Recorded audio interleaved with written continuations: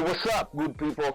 This is Buddhahat from Global Oak Media Solutions, and today I have for you a PremierPro tutorial. This is a beginner's course. It is not for the people who are already proficient, and today I'll be talking about the interface.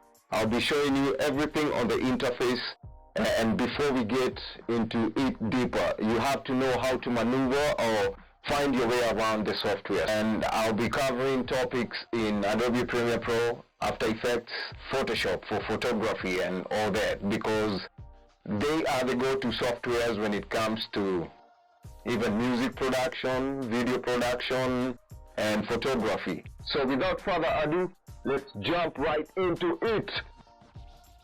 Let me first open Premiere Pro on my desktop.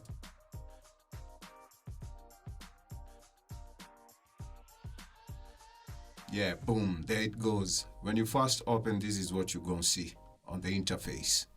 Yes, so basically it has opened the most recent projects I had been using previously. So let me show you how to open your first ever project in Premiere Pro. You're going to click on this new project tab over here, where you're going to see this new project panel open. You will need to give the project a name. And for the sake of this tutorial, I'm going to call mine tutorial.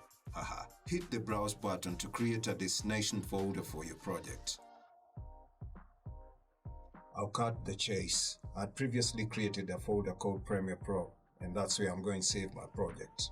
Hit OK. This is how the Adobe Premiere Pro interface looks like the first time you open it.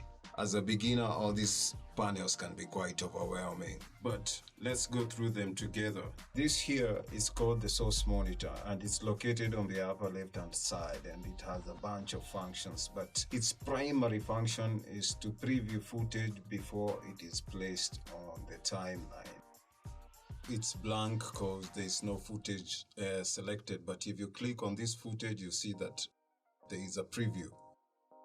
Within the source monitor, you get to find the effects control panel, where you find the inbuilt Adobe Premiere effects, which you can then place on the footage which is already on the timeline. The Lumetri Scopes tab can also be found within the source monitor, and it's mainly used for color grading.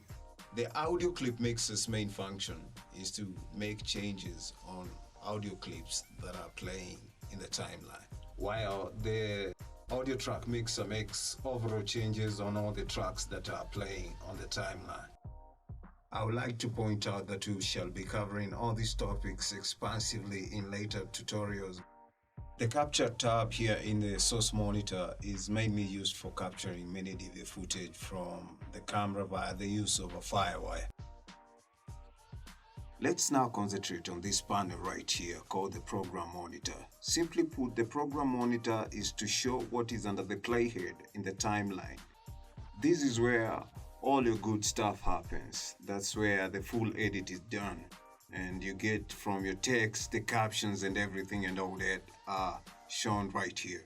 This is the project panel manager, under which it houses several other panels like the media browser, info, effects, markers, and history.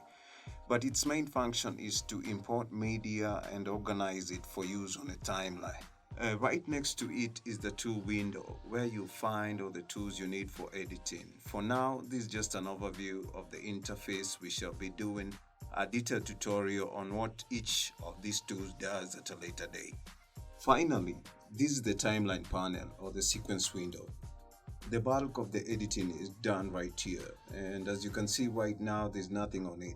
But to create a sequence, you can drag footage from the project manager to create one.